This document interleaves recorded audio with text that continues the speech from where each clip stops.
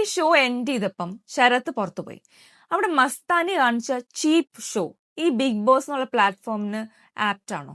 എനിക്ക് അത് ഒട്ടും ആപ്റ്റ് ആയിട്ട് തോന്നിയില്ല കേട്ടോ. ആ കുട്ടിയുടെ ബോഡി ലാംഗ്വേജ് ഇന്ന് ഫുൾ അങ്ങനെ റോങ് ആയിരുന്നു. Full body language wrong. ഒരാൾ ക്വസ്റ്റ്യൻ ചെയ്യുമ്പം ലാലേട്ടൻ ക്വസ്റ്റ്യൻ ചെയ്യുമ്പോഴും അതിനൊരു ഭയങ്കര ഒരു എന്തൊരു ഓവർ കോൺഫിഡൻസ് ആണ് ആ കുട്ടിയുടെ മുഖത്ത്. എനിക്ക് അറിഞ്ഞൂടാ. ഇത് ഫസ്റ്റ് വീക്കേ ആയിട്ടുള്ളൂ. ഗെയിം കളിച്ച് തുടങ്ങിയിട്ടില്ല. അവർ പുറത്തു വന്ന കാര്യങ്ങൾ വിട്ടിട്ടാണ് ഇത്ര നാളും ഗെയിം കളിച്ചത് മസ്താനി. ഇനിയാണ് ആക്ച്വൽ ഗെയിം തുടങ്ങാൻ പോകുന്നത്. പക്ഷെ ഇത്ര മോശമായിട്ട് പെരുമാറുന്നൊരു കണ്ടസ്റ്റന്റ് ഞാൻ കണ്ടിട്ടില്ല. എല്ലാ ബിഗ് ബോസ് ഷോയും ഞാൻ കാണാറുണ്ട്. എന്തൊക്കെ അവർ അങ്ങോട്ടും ഇങ്ങോട്ടും ശരിയാണ്. ആ ശരത്ത് ഒരിക്കലും നല്ലത് ചെയ്തിട്ടില്ല. ശരത്ത് കുറേ കാര്യങ്ങൾ മോശം ചെയ്തിട്ടുണ്ട്. സ്ത്രീകളെ ബാഡ് വേർഡ്സ് യൂസ് ചെയ്തിട്ടുണ്ട്. അതൊക്കെ ഞാൻ മോശം എന്ന് പറഞ്ഞിട്ടുണ്ട്. പല കാര്യങ്ങളും മണ്ടത്തരങ്ങളെ ശരത്ത് ചെയ്തിട്ടുള്ളൂ. അത് ഞാൻ പറഞ്ഞിട്ടുണ്ട്.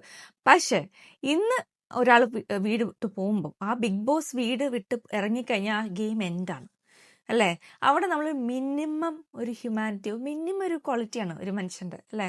ഒരാൾ വീട്ടിട്ട് പോകുമ്പോൾ ഒരു ബൈ, അല്ലെങ്കിൽ ഓക്കെ ശരത്തെ നമുക്ക് ഇനി അങ്ങനത്തെ കാര്യങ്ങളുണ്ടായി നമുക്ക് പുറത്തിറങ്ങിയിട്ട് സംസാരിച്ചത് തീർക്കാം, എന്തെങ്കിലും ആ മിനിമം ക്വാളിറ്റി കാണിക്കാത്ത ഒരു കണ്ടസ്റ്റന്റിനെ ഞാൻ എന്താണ് പറയേണ്ടത്? എന്ത് വൈരാഗ്യ ബുദ്ധിയാണ് ആ കുട്ടിക്കെന്നാണ് എനിക്ക് തോന്നിയത്. ഇത് നല്ലതിനല്ല. അത് ഈ പറയുന്ന ആളുടെ ഭാഷയും സംസാര രീതിയും എല്ലാം കാണിച്ചതൊക്കെ കറക്റ്റ് ആണോ ബിഗ് ബോസ് ഹൗസിൽ? അല്ലല്ലോ. പക്ഷെ ഇതെനിക്ക് വളരെയധികം എടുത്തു പറയാൻ തോന്നിയ കാരണമാണ്. കാരണം മസ്താനിയുടെ ഇന്നത്തെ ബോഡി ലാംഗ്വേജ് ഫുൾ എപ്പിസോഡ് എടുത്ത് വയ്ക്കോ. ലാലേട്ടൻ ക്വസ്റ്റ്യൻ ചോദിക്കുമ്പോഴുള്ള ബോഡി ലാംഗ്വേജോ കണ്ടറിയാം ആ കുട്ടി ഭയങ്കര ഓവർ കോൺഫിഡൻ്റ് ആയിട്ട് എന്തോ ആണെന്നുള്ളൊരു സംഭവമാണ്. അത് ഈ ആക്ച്വലി കുറേ നാളായിട്ട് പറയുന്നു. ഈ 2 ദിവസമായിട്ട് അവർ പറയുന്നുണ്ട് ഞങ്ങൾ ജയിലിൽ പോവും, ഞങ്ങൾ അത് കാണിക്കും, ഞങ്ങൾ ഇത് കാണിക്കും. ഭയങ്കര ഓവർ കോൺഫിഡൻ്റ് ആയിട്ടാണ് നിൽക്കുന്ന എല്ലാ വൈൽഡ് കാർഡ് എൻട്രി. ഇന്ന് കുറച്ചെങ്കിലും ജിഷിന് ആ ഒരു തിരിച്ചറിവുണ്ടായത് വലിയൊരു സംഭവം. അത് പറഞ്ഞിട്ടുണ്ട്. പക്ഷെ മസ്താനിക്കൊന്നും ഇപ്പോഴും അതിൻ്റെ ഗൗരവം മനസ്സിലായിട്ടില്ല എന്നാണ് എനിക്ക് തോന്നുന്നത് കേട്ടോ. മനസ്സിലായിട്ടില്ല. അപ്പോൾ ഇനി ബാക്കി കാര്യങ്ങളിലേക്ക് വരാം. അപ്പോൾ ഇതാണ് ഫസ്റ്റ് എനിക്ക് മസ്താനിനെ കുറിച്ച് പറയാനുള്ള ഭയങ്കര ഒരു നെഗറ്റീവ് വൈബാണ് എനിക്ക് ആ കുട്ടിയുടെ നിന്ന് കിട്ടുന്നത് കേട്ടോ. എന്താണെന്നറിയില്ല. അത് ശരിയല്ല. അത് ശരിയാക്കി എടുക്കണം. മസ്താനി എന്നുള്ള കണ്ടസ്റ്റന്റ് പുറത്ത് ബിഗ് ബോസ് ഹൗസിൽ നിന്ന് ഇറങ്ങുമ്പം ആൾക്കാർ ബിഗ് ബോസ് ഹൗസിൽ നിന്ന് വന്ന കുട്ടി പോകുന്നു എന്ന് ഇങ്ങനെ പറയുന്നതാണോ നല്ലത്? അതേ ബിഗ് ബോസ് ഹൗസിൽ ഉണ്ടായിരുന്നല്ലേ മസ്താനി എന്ന് പറയുന്നതാണോ നല്ലത്? അത് രണ്ടും 2 രീതിയാണ് നമ്മളല്ലേ ഒരാളെ റെക്കഗ്നൈസ് ചെയ്യുന്നത്. അപ്പം അങ്ങനെ നല്ല രീതിയിൽ പോകണം എന്നാണ് എൻ്റെ ആഗ്രഹം. മസ്താനിക്ക് നല്ല കാലിബറുണ്ട്, ഇല്ലാന്നല്ല. പക്ഷെ ഇങ്ങനത്തെ കുറേ വിഷയങ്ങൾ മസ്താനി വളരെ പൂവാറാണ് കേട്ടോ. അത് പറയാതിരിക്കാൻ പറ്റില്ല. ഇനി ലാലേട്ടൻ ഇന്ന് തകർത്തു. എനിക്ക് പറയാൻ ഞാൻ മനസ്സിൽ വിചാരിച്ച എല്ലാ കാര്യവും ലാലേട്ടൻ കവർ ചെയ്തിട്ടുണ്ട്. എല്ലാ കാര്യം കവർ ചെയ്തിട്ടുണ്ട്. അതിൽ അനുമോളോട് ചോദ്യം ചെയ്ത രീതി വളരെ നല്ല രീതിയാണ്. അതിൽ കുറഞ്ഞ രീതി പോയി കഴിഞ്ഞാണ്ടല്ലോ ന്യായമാവില്ല. ഇത്രയെങ്കിലും മിനിമം കൊടുത്തിരിക്കണം അനുമോൾക്ക്. ഒന്നും മിണ്ടാൻ പറ്റുന്നില്ലല്ലോ. എന്തൊന്നും മിണ്ടാത്ത ആരും കാണാത്ത ഈ കുറേ പേര് വന്ന് എന്നോട് പറയുന്നുണ്ടായിരുന്നു. കുറച്ച് പേരൊക്കെ വന്ന് കമന്റ് ചെയ്യും. എന്നാണ് അനുമോള് ചെയ്താണ് ശരി, കുടുംബ പ്രശ്നം. നിങ്ങൾ എന്തെങ്കിലും കണ്ടിട്ടുണ്ടോ? ആരും കണ്ടിട്ടില്ലല്ലോ. ആ കാണാത്ത കാര്യത്തെക്കുറിച്ച് ഒരാൾ പറയുമ്പോൾ അതിന് കൊടി പിടിച്ച് വരാൻ പോകുന്ന ആൾക്കാരോട് എന്ത് പറയാനാണ്? അവരോടൊന്നും പറയാതിരിക്കുന്നത് നല്ലത്. കാരണം അവരൊക്കെ വണ്ടി കിട്ടാതെ അവിടെ നിൽക്കുന്ന ആൾക്കാരാണ്. നമ്മളൊക്കെ മുമ്പോട്ട് പോകുമ്പം അവരൊക്കെ പിന്നോട്ട് സഞ്ചരിക്കുന്നത്. അതാണ് ലാലേട്ടൻ പറഞ്ഞതാണ്. എല്ലാവരും മുന്നോട്ട് കുതിക്കുമ്പോൾ ഇവരൊക്കെ പുറകെ നിൽക്കുവാണ്. അവരൊക്കെ വിട്ടേക്കണം. ആ വഴിക്ക് അങ്ങ് വിട്ടേക്കണം. എടുക്കാനേ പോരുത്. അവരൊക്കെ ഇട്ടാൽ നമുക്ക് ഡാമേജ് ആണത്. വേണ്ട, വിട്ടേക്ക്, അവരൊക്കെ പോകുന്നോട്ടെ. അപ്പൊ ആ കൂട്ടത്തിൽപ്പെട്ട കുറെ ആൾക്കാരായിരുന്നു ഇന്ന് ലാലേട്ടൻ ശരിക്കും പൊക്കിയത്. ശരിക്കും പറയാം, എനിക്ക് നൂറേനെയും അതിലേനും ഇഷ്ടമാണ് പല കാര്യങ്ങളും. പക്ഷെ അന്ന് കാണിച്ച ശേഷം ഞാൻ സപ്പോർട്ട് ചെയ്യുന്നില്ല അവര്. അന്ന് ആ വീട്ടിലുണ്ടായിരുന്ന എല്ലാവരും റോങ് ആയിരുന്നു.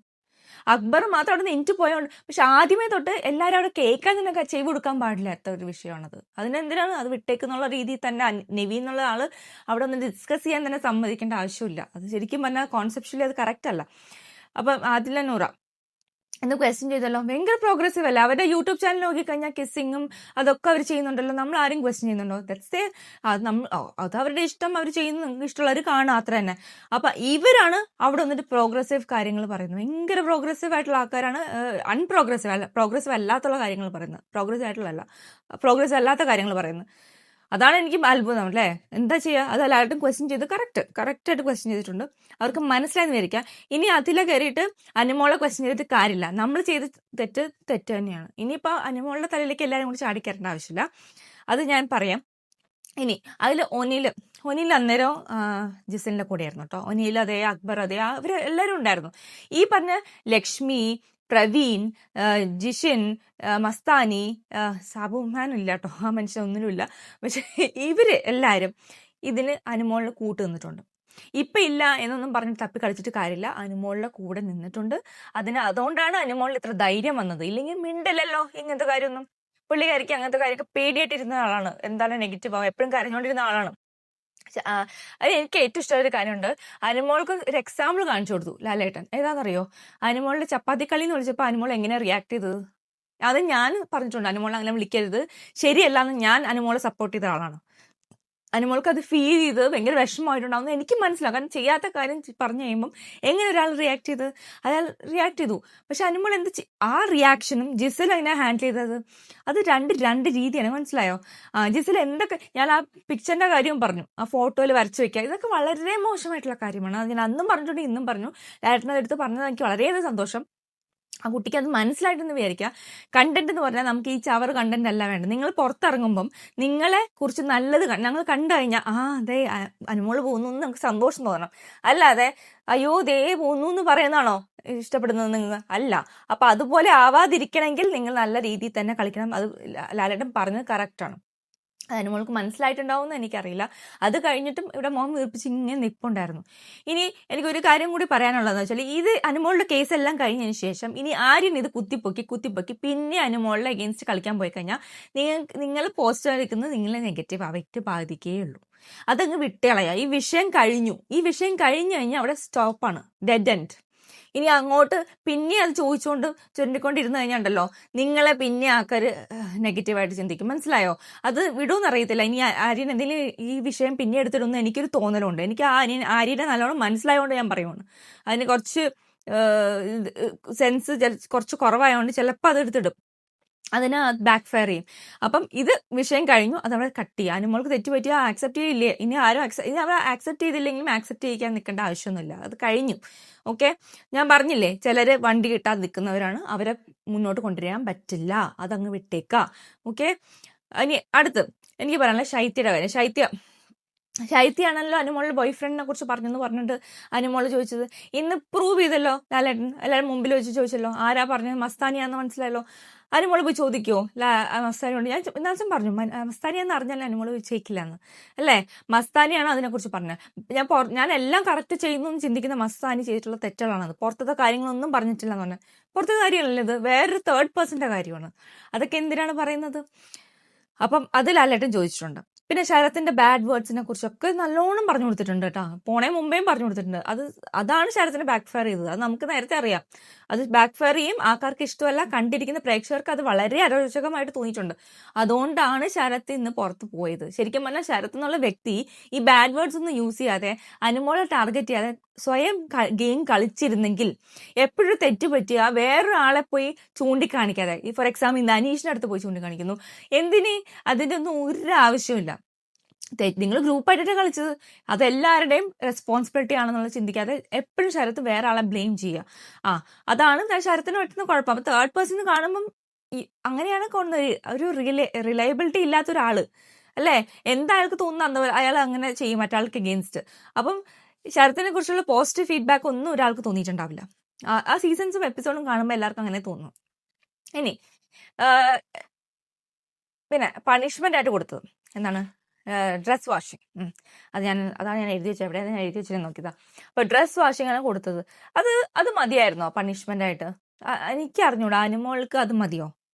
അത് കുറച്ചും കൂടി കർശനമായിട്ടുള്ള ഒരു നടപടി എടുക്കണ്ടേ ഇങ്ങനത്തെ കാര്യങ്ങൾക്ക്? വേണമായിരുന്നു എന്നാണ് എൻ്റെ അഭിപ്രായം. കാരണം ഇത്രയും ലാഘവത്തോടെ ഡ്രസ് വാഷ്, പിന്നെ എല്ലാവരും ഇൻവോൾവ്ഡ് ആയതുകൊണ്ട് അനുമോളെ മാത്രം പറയാൻ പറ്റില്ല, അതും ശരിയാണ്.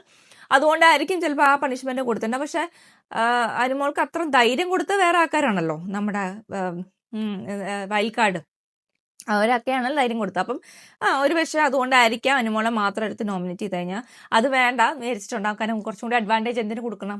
ഇനി അത് കൊടുത്തുകൊണ്ട് സെന്റിമെന്റ്സ് അങ്ങോട്ട് പോകണ്ടെന്ന് ബിഗ് ബോസ് ടീം തന്നെ വിചാരിച്ചു കാണും. അതുകൊണ്ടായിരിക്കും കൊടുക്കാൻ എന്നാണ് എനിക്ക് തോന്നിയിട്ടുള്ളത്. അത് അവരും കളിക്കുന്നുണ്ടല്ലോ, അവർക്കും മനസ്സിലാവും ആര് ശരി ആര് തെറ്റെന്നുള്ളത് അവർക്ക് നല്ലോണം അറിയാൻ പറ്റും. ഇനി അനീഷ്, ഈ വക കാര്യത്തിനൊന്നും അനീഷ് അഭിപ്രായം പറഞ്ഞിട്ടില്ല. അനീഷിന്റെ ഗെയിം ഉണ്ടല്ലോ 0 മൊട്ട പൂജയാണ്. എനിക്കൊന്നും പറയാനില്ല ഈ കാര്യത്തിൽ. ഈ സമയത്ത് ശരിക്കും പറഞ്ഞാൽ ഈ സംഭവം നടക്കുമ്പം അവിടെ സ്കോർ ചെയ്യാൻ പറ്റുമായിരുന്നു എല്ലാവർക്കും.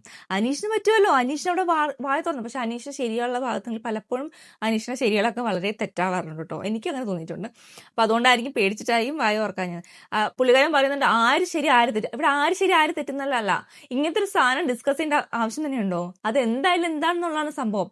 അനുമോൾ കണ്ടാലും കണ്ടില്ലെങ്കിൽ, നിങ്ങൾ കണ്ടിട്ടില്ല, വേറെ ആരും കണ്ടിട്ടില്ല. കുടുംബ പ്രേക്ഷകരെ നോക്കിയിട്ടാണെങ്കിൽ അത് ആരും പേടിക്കണ്ട. അത് ലാലേട്ടൻ പറഞ്ഞ മറുപടി തന്നെയാണ് കറക്റ്റ്. അങ്ങനെ ആരും ഇവിടെ നിൽക്കണ്ട, അത് ഞങ്ങൾ നോക്കിക്കോളാം, അങ്ങനെ വെളുപ്പിക്കാനും ബിഗ് ബോസ് നന്നാക്കാനൊന്നും നിൽക്കണ്ട എന്ന് പറഞ്ഞത് എനിക്ക് വളരെ ഇഷ്ടപ്പെട്ടു.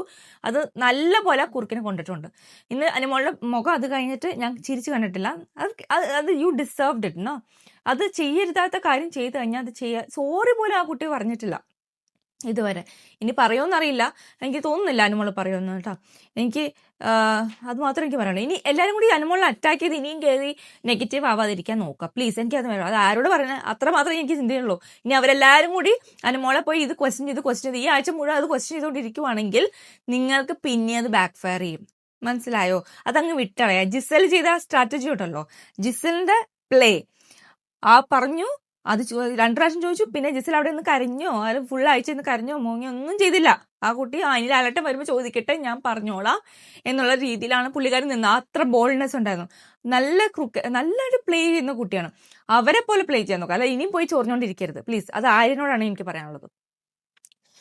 ഇനി പ്ലാച്ചി പാവനെ കൊണ്ടുവന്നിട്ടുണ്ടായിരുന്നല്ലോ എല്ലാവരും. പാവനെ കൊണ്ടുവന്നിട്ട് അതിനെക്കുറിച്ചൊക്കെ പറഞ്ഞു. എനിക്ക് അറിഞ്ഞൂടാ ആ പാവനൊന്നും എടുത്ത് കളയോ, എന്തിനാണ് ആ പാവനം കൊടുത്തുകൊണ്ടിരിക്കുന്നത്? എനിക്ക് ഇതൊക്കെ ഉണ്ടല്ലോ ഒരു ഭയങ്കര ഒരു ലോ സ്റ്റാൻഡേർഡായിട്ട് തോന്നുന്നു ശരിക്കും പറഞ്ഞാൽ. പാവനെ ലളിച്ചുകൊണ്ട് നടക്കുക, ഇതൊക്കെ തന്നെയാണ് കണ്ടന്റ്. അയ്യോ ഒന്നും പറയില്ല. പിന്നെ രേണുവിനെ പറഞ്ഞയച്ചതിൽ വളരെയധികം സന്തോഷം. സോറി, എൻ്റെ സാധനം താഴ്ത്തുപോയി, റിമോട്ടാണ്. രേണുവിനെ പറഞ്ഞയച്ചതിൽ വളരെയധികം സന്തോഷം. കാരണം രേണു കുറെ നാളായിട്ട് പറയുന്നുണ്ട്, ഞാൻ എല്ലാ എപ്പിസോഡിലും പറയാറുണ്ട്, പുള്ളിക്കാരെ ഒന്ന് പുറത്ത് വിട്, ഇങ്ങനെ വെറുതെ കരഞ്ഞുകൊണ്ടിരിക്കുന്ന ആളെന്തിനാണ്. അപ്പൊ ഇന്ന് ചോദിച്ചപ്പോൾ ആദ്യം ഒന്ന് പുള്ളിക്കാരി ഇതാക്കി കേട്ടോ. പിന്നെ ആ പുള്ളിക്കാർക്ക് മനസ്സിലായി ശരിക്കും പറഞ്ഞു വിടുമെന്ന് മനസ്സിലായപ്പോൾ അങ്ങനെ ലാലേട്ടനോടെ പോയി. നന്നായി. വെറുതെ ഒരാളുടെ ചാൻസ് ആണ്. വേറൊരു വൈൽഡ് കാർഡിന് അതിന് എൻട്രി കൊടുക്കുക. ഇനി കുറച്ചുകൂടി കഴിയുമ്പോൾ ഒരു 45 ഡേയ്സിൽ ഒരു വൈൽഡ് കാർഡ് എൻട്രി ചെയ്യട്ടെ. അവര് പിന്നെ ഒരു ഗെയിം ചേഞ്ച് ഉണ്ടാക്കും. നല്ല വൈൽഡ് കാർഡിന് എൻട്രി ചെയ്യിക്കണേ, അല്ലാതെ വെറുതെ വായിൽ പുറത്തിറക്കുന്ന കാര്യം പറയുന്ന ഒരു വൈൽഡ് കാർഡിന് എൻട്രി ചെയ്തിട്ട് ഒരു കാര്യമില്ല. പറയും, പക്ഷെ അത് പറഞ്ഞ് നിങ്ങൾ വന്നിട്ട് എല്ലാ നെഗറ്റീവ് ഗെയിമേഴ്സിന് അഗേൻസ്റ്റ് നിന്നിട്ട് മറ്റാളുടെ കൂടെ നിന്ന് കളിക്കാൻ എല്ലാവർക്കും പറ്റും. അതൊന്നും ശരിക്കുള്ള വൈൽഡ് കാർഡ്. ഞാൻ പറയുകയാണെങ്കിൽ റിയാസിനെ ഒന്നുകൂടി കൊണ്ടുവന്ന് നോക്കുക. ഈ സീസണിൽ റിയാസിനെ ഒന്ന് കൊണ്ടുവരുമോ? ആ റിയാസ് ഉണ്ടല്ലോ, ഗെയിം ചേഞ്ച് ചെയ്ത് നിങ്ങളുടെ കൈ തരും. ഈ സീസൺ വേറെ രീതിയിലാക്കി തരും റിയാസ്. ബെസ്റ്റ് വൈൽഡ് കാർഡ് എൻട്രിയാണ്. ബിഗ് ബോസിന് കിട്ടാവുന്ന ഏറ്റവും വലിയ കണ്ടസ്റ്റന്റ് ആണ് റിയാസ്. റിയാസിനെ കൊണ്ടുവരണം എന്ന് തന്നെ ഞാൻ പറയും ഈ സീസണിൽ. ശരിക്കും കൊണ്ടു നോക്കൂ, ആ ഗെയിം അങ്ങ് മാറ്റി തരും. പുള്ളിക്കാരൻ ജയിക്കുകയും ചെയ്യും ഈ പ്രാവശ്യം വന്നു കഴിഞ്ഞാൽ, ഉറപ്പാണ്. ഇങ്ങനെയാണെങ്കിൽ പുള്ളിക്കാരൻ ജയിക്കാൻ ഒരു പ്രശ്നം ഉണ്ടാവില്ല. ഇനി അടുത്ത എവിക്ഷൻ, അത് ഞാൻ പറഞ്ഞല്ലോ, നമ്മുടെ ശരത്തിനാണ് പറഞ്ഞു വിട്ടത്. മസ്താനിയുടെ ആറ്റിറ്റ്യൂഡാണ് എനിക്ക് ഒട്ടും ആക്സെപ്റ്റ് ചെയ്യാൻ പറ്റാത്തൊരു ആറ്റിറ്റ്യൂഡായിരുന്നു. എന്താണ് അതിനൊക്കെ പറയാ ആറ്റിറ്റ്യൂഡിന്? ഒന്നുമില്ല, എന്ത് പറയാനാണ് ഈ കുട്ടിയോട്. നാളെ ലാലേട്ടൻ വന്നിട്ട് എന്തെങ്കിലുമൊക്കെ പറഞ്ഞാൽ ആ കുട്ടിക്ക് എന്തെങ്കിലും മനസ്സിലായാൽ അതാണ്. പക്ഷെ പുള്ളിക്കാരിക്ക് നല്ല സ്ട്രോങ് ആയിട്ട് കളിക്കാൻ പറ്റും. ആ കളിക്കുന്ന രീതിയാണ് തെറ്റ്. നമുക്ക് സ്ട്രോങ് ആയിട്ട് നിൽക്കാം, കോൺഫിഡൻ്റ് ആയിട്ട് നിൽക്കാം, പക്ഷെ നമുക്കൊരു ഗ്രേസ് തോന്നണം, അത്രയേ ഉള്ളൂ. നമുക്ക് അയാളുടെ ബോഡി ലാംഗ്വേജ് കാണുമ്പോൾ നമ്മൾക്ക് അത് ആക്സെപ്റ്റ് ചെയ്യണം. നമുക്കതൊരു അരോചകമായിട്ട് തോന്നുന്നത്, ഇതെന്താ ഇത് എന്ന് തോന്നിക്കഴിഞ്ഞാൽ അത് ശരിയല്ല. നമ്മൾ നല്ല ഗ്രേസ്ഫുള്ളി, അത് ആര്യനുള്ള പ്രശ്നം ഇതൊക്കെ തന്നെയാണ്. ആര്യനും ആ ഒരു ബോഡി ലാംഗ്വേജ് ആണ് ആര്യൻ്റെ പ്രശ്നം. ആ ലാലേട്ടൻ സംസാരിക്കുമ്പം കേൾക്കാതിരിക്കുക, ഡിസ്റെസ്പെക്റ്റ് ആയിട്ട് തോന്നുക, ആ ബോഡി ലാംഗ്വേജ് വെച്ച് പോയി കഴിഞ്ഞാൽ ബിഗ് ബോസ് പോലത്തെ ഷോയിൽ അത് പറ്റില്ല. അത് ഗ്രേസ്ഫുൾ ആയിട്ട് നമ്മൾ പ്രസന്റ് ചെയ്യാൻ പറ്റണം. ഇപ്പം മസ്താനി പറഞ്ഞ കാര്യം നമുക്ക് കുറച്ച് നന്നായിട്ട് പ്രസന്റ് ചെയ്യാമല്ലോ, ഒഫെൻസീവ് അല്ലാതെ. അപ്പുറത്ത് നിൽക്കുന്ന ഒരാൾക്ക് നിങ്ങൾ ഒഫെൻസീവ് അല്ലാന്ന് തോന്നുന്ന തരത്തിൽ നിങ്ങൾ പ്രസന്റ് ചെയ്യാൻ പറ്റുക, അതാണ് ഏറ്റവും വലിയ കഴിവ്. അത് പറ്റണം. ഒഫെൻസീവായിട്ട് പോവുകയാണെങ്കിൽ ഭയങ്കര ബുദ്ധിമുട്ടായിരിക്കും. അപ്പം മസ്താനിയുടെ നാളെ കാണാം എന്തായിരിക്കും ലാലേട്ടൻ പറയാം. എന്താണ് ഇനി പറയാമെന്ന് എനിക്കറിയില്ല, കറക്റ്റായിട്ട് പറഞ്ഞിട്ടില്ല വൈൽഡ് കാർഡ് എൻട്രിയുടെ കാര്യമൊന്നും. അവരെല്ലാവരും പിൻ പോയിന്റ് ചെയ്ത് കാര്യങ്ങൾ പറയണം എന്നാണ് ആഗ്രഹം. നമുക്ക് നോക്കാം നാളെ എന്തൊക്കെയാണ് പറയുക. ഇനി നിവിൻ്റെ ക്യാപ്റ്റൻസിനെ കുറിച്ചൊക്കെ നാളെ ഡിസ്കഷൻ ഉണ്ടാവാൻ സാധ്യതയുണ്ട് കേട്ടോ. അതൊക്കെ പറഞ്ഞിട്ടില്ല. പിന്നെ ഇന്ന് വെസൽ ടീമിനെ കുറിച്ചും പറഞ്ഞല്ലോ. ഇപ്പം ആരാണ്, പിന്നെ അക്ബറിൻ്റെ പാട്ട് വളരെ നന്നായിരുന്നു. അക്ബർ ഭയങ്കര കഴിവുള്ള ആളാണ് കേട്ടോ, എന്തൊക്കെ പറഞ്ഞാലും. ഇപ്പം ശരത്ത് പോയ സ്ഥിതിക്ക് കുറച്ച് ഗെയിം ചേഞ്ച് ചെയ്ത് അക്ബർ നന്നായിട്ട് കളിച്ചാൽ അക്ബറിന് കൊള്ളാം. അത്രയേ ഉള്ളൂ. കാലിബറുള്ള ആൾക്കാർ വിട്ട് പോകരുതെന്നാണ് ആഗ്രഹം. അതുകൊണ്ടാണ് ഇനി മിസ്റ്റേക്കുകൾ വരുത്താതിരിക്കുക. നിങ്ങൾക്ക് മിസ്റ്റേക്കുകൾ മനസ്സിലായിട്ടുണ്ടെങ്കിൽ അത് കറക്റ്റ് ചെയ്ത് മുന്നോട്ട് പോവുക, കളിക്കുക. ജിസലും എല്ലാവരും അങ്ങനെ തന്നെ കളിക്കുക. അപ്പം ഹനുമോളും റെക്ടിഫൈ ചെയ്യട്ടെ എന്ന് ഞാൻ ആഗ്രഹിക്കുന്നു ശരിക്കും എല്ലാവരും. അപ്പോൾ ഇനി അടുത്ത വീക്കെൻഡ് എപ്പിസോഡിൻ്റെ റിവ്യൂ ആയിട്ട് വരുന്നവരെ ബൈ.